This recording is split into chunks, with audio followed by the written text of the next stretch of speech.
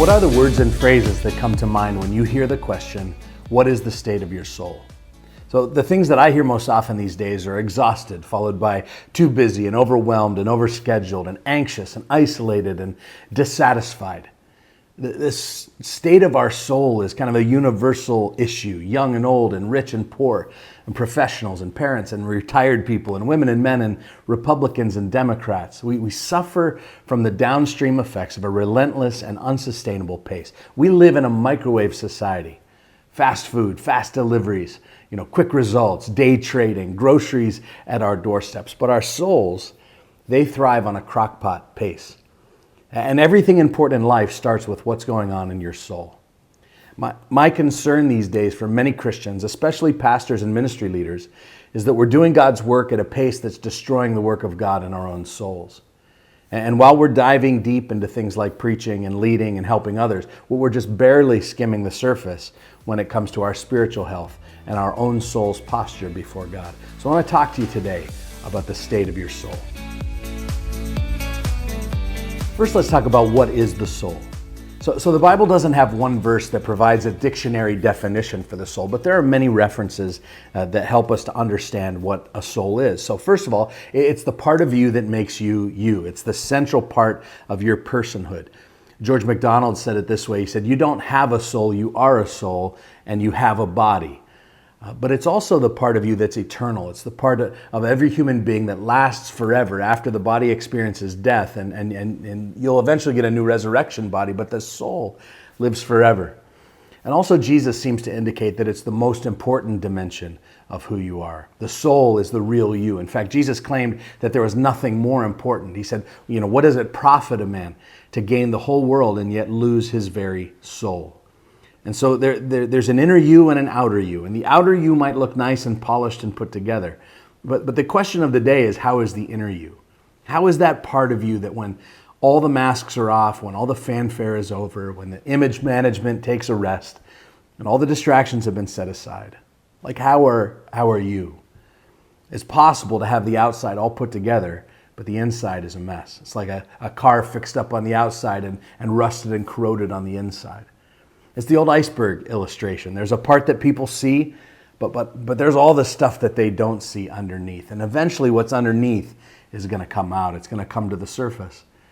Unfortunately, we've seen it a lot in recent years among Christian leaders.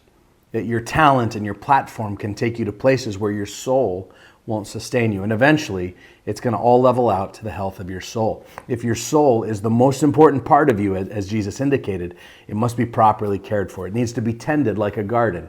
It needs a keeper, and that keeper is you. You and no one else is responsible for the condition of your soul. And so when there are weeds, you pull them. When conditions are dry, you water them, you feed them, you make sure that the conditions are right. You cover it in a greenhouse, you build fences to protect it from predators. Your soul is precious. My question is, are you tending it?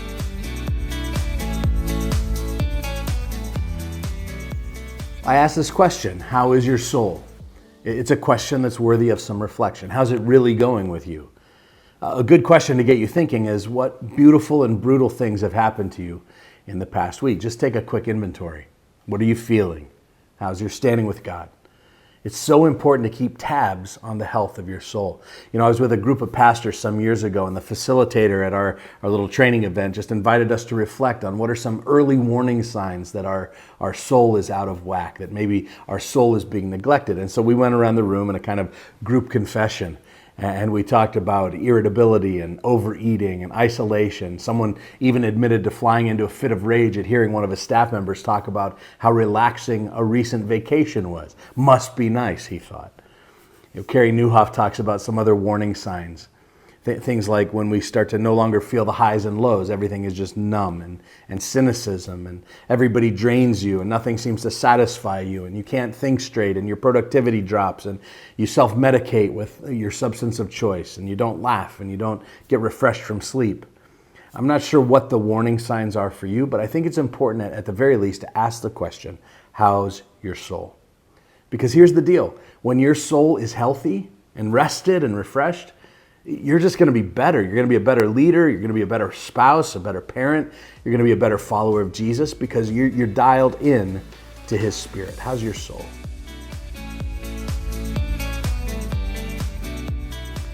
Let's talk about what is soul care. One of the big buzzwords these days is self-care. Everyone's doing, keto diets and intermittent fasting and getting 10,000 daily steps and monitoring glucose levels and getting plenty of me time, manis and petties and spa days and shopping sprees, all in the name of self-care. Now, there may be some overlap, but I want to talk for a moment about a little different thing called soul care. So in Matthew 11, 28 and 29, Jesus says, "Come to me, all you who labor and are heavy laden, and I will give you rest." And he says, "Take my yoke upon you and learn from me, for I'm gentle and lowly in heart, and you will find," here's the promise, "you will find rest for your souls." And so in this passage, we see Jesus extending the promise of soul care. And look what's involved. He says, "Come to me, align with me," that's the whole take my yoke thing, "and then learn from me." And this is way different than binging the latest Netflix series on the weekend. That's a means of escape. This is talking about becoming more fully who you were made to be in the first place. And so you can get self-care by going to the gym or going to the spa or going to bed earlier, but you can only get soul care by going to Jesus.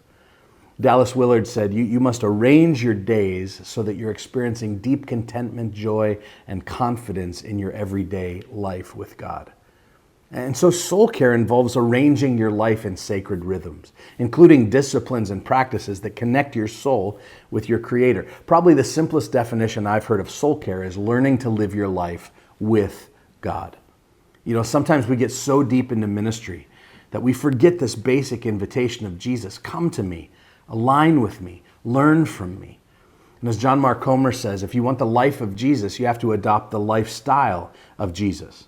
Like you can sit on your couch watching the CrossFit championships and on TV and say, "Man, I really want to be physically fit like those guys," while you're eating your bag of chips. There's only one pathway to get physically fit, is to adopt the lifestyle of those guys, and that will eventually lead you there. And so the path to soul care is to adopt the lifestyle of Jesus. And thankfully, he showed us the way with some ancient spiritual practices.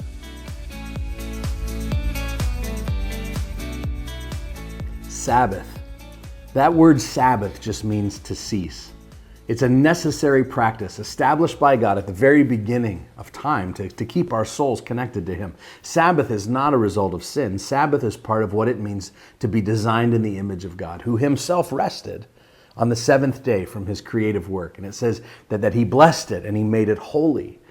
And so Sabbath is this weekly declaration that my value doesn't come from what I produce. And unfortunately, Sabbath is both an opportunity and a commandment from God that many people, including pastors, have become very comfortable just checking out of, disobeying. Some years ago, I had the privilege of taking a short sabbatical, during which time I studied some of the spiritual rhythms of the Bible. And after that time, I made a commitment to be diligent about a weekly Sabbath, as crazy busy as my schedule gets, that once a week I'm going to cease. It's not always the same time frame, but I aim for a 24-hour period every week. And our 24/7 culture has demanded that we never slow down. And the constant demand to produce means that, that we often live our lives on the run. We squeeze in God wherever we can. It means that sometimes we live off of other people's spirituality because we don't have the time to cultivate our own. It means that we multitask so much that we're actually never present anywhere. And as a result, few of us ever make time to develop our own direct relationship with God. And so in a sense, Sabbath is an act of rebellion against the values and assumptions of our workaholic society. But this command of Sabbath, it's a command toward rhythm. And there's been a lot of great work on this subject in recent years, but let me just suggest a 4-part framework for a great Sabbath. I have a friend who, at the very beginning of his Sabbath, lights a candle in a prominent place in his home, just as a symbol to himself and his family that Sabbath rest has commenced. So the first part of this framework, the first goal, is to unplug. Turn off devices, turn off notifications. If it's not possible to completely unplug because of some obligations, then leave that one communication channel going, but silence all other notifications from every other app. The second goal may be surprising, but it's to gather. Sabbath always involved communal feasting. I love the phrase in the Gospels that says that Jesus came eating and drinking. And this is what it means to be made in the image of God. The third goal is worship, getting lost in the presence of God. Jesus says, "Come to me, abide in me, remain in me, abide in my love." And so this may have to do with the space that you create to worship him, or the music that you listen to, or the journaling that you do, or taking inventory of hopes and hurts in your life. But finally, the fourth goal is to rest and recreate. Sabbath should be a playful space. Now, there's a difference between recreation and amusement. Amusement is actually draining. It's derived from a word that means not thinking. And so, yeah, you can play video games or binge TV series, but that's amusement. It'll help you to escape, but it will also drain you. The term recreation means literally to recreate or rebuild or renew or restore, regenerate. So find those things that rebuild your soul and do those things on your Sabbath. Now, let me remind you that this commitment to Sabbath will not be easy and it won't be natural. Rest actually requires your best effort. There's a passage in Hebrews 4:9-11 that says, Here remains then a Sabbath rest for the people of God. For anyone who enters God's rest also rests from his own work, just as God did from his. There's the setup. Let us therefore, he says, make every effort to enter that rest so that no one will fall by following their example of disobedience. Make every effort to care for your soul through Sabbath rest. It'll be worth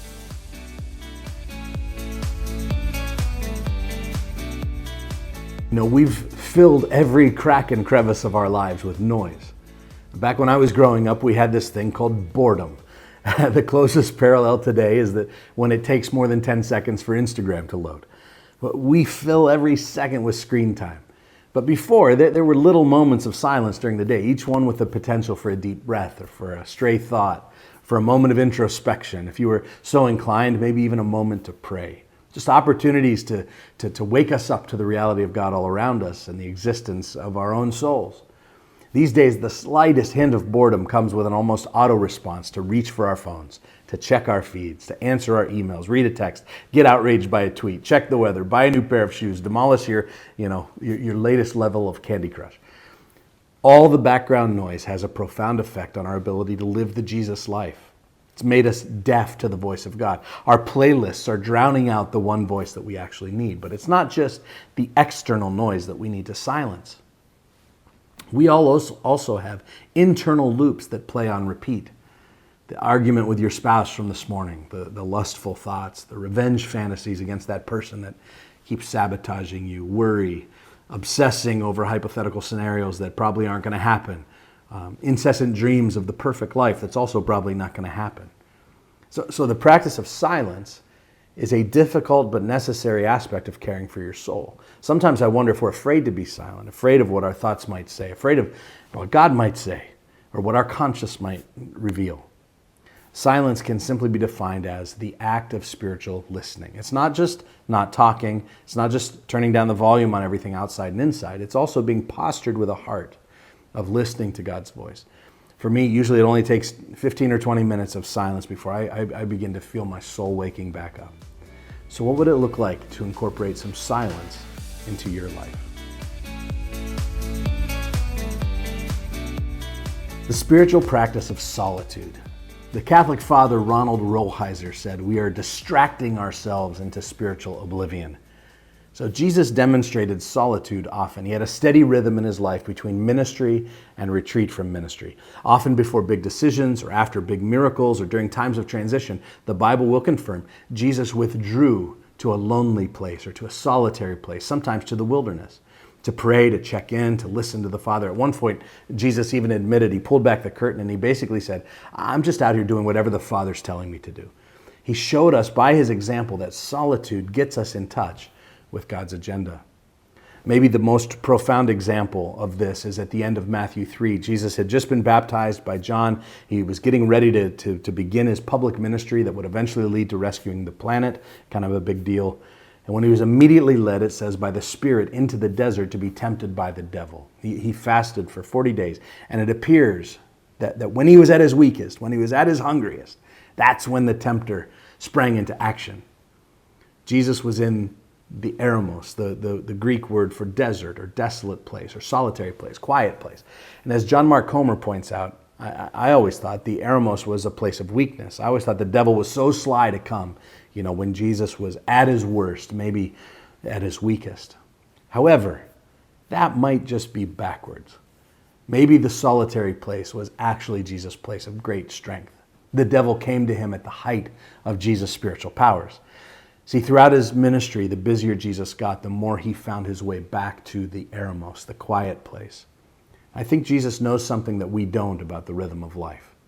And so we must imitate his lifestyle. Solitude is just a voluntary retreat from the company of others and from the distractions of everyday life so that we can seek out the presence of God.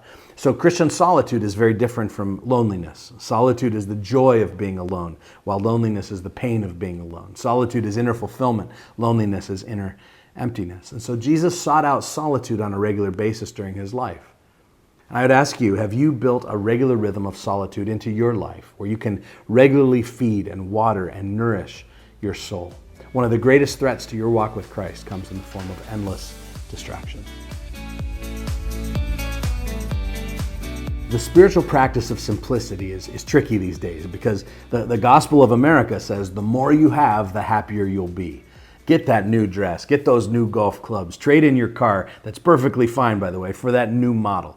Happiness is just one Apple Pay click away, one more outfit away, one more gadget away, or car payment away, or mortgage away. Happiness is out there, it's just barely out of your reach.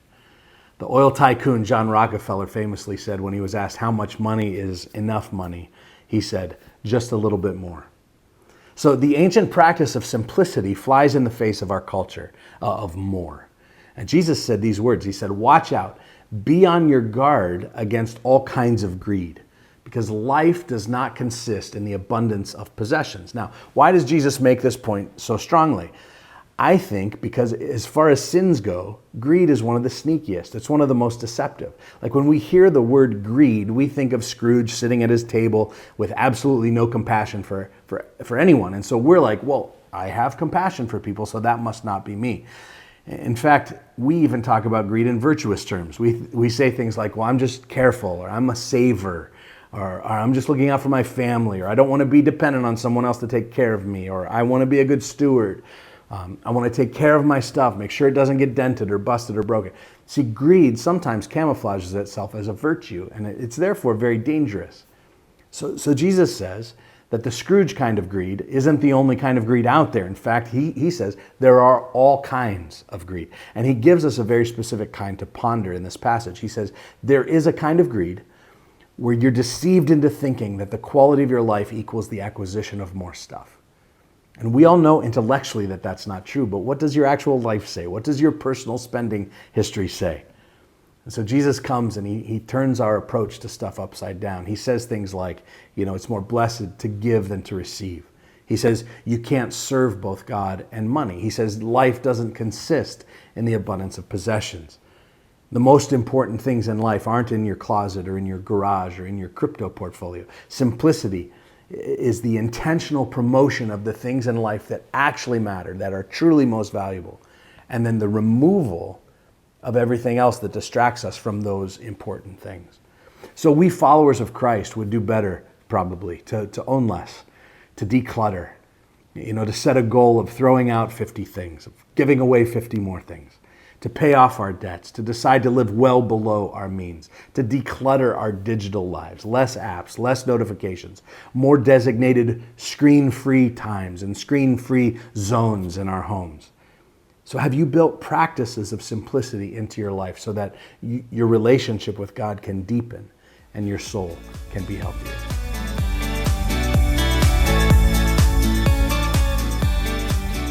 So I ask again as I wrap up, how is your soul? My prayer is that as a Christian leader, you will prioritize the care of your soul, that you would tend to it and nurture it, and ultimately that you would imitate the lifestyle of Jesus so that your life would be fulfilling and effective.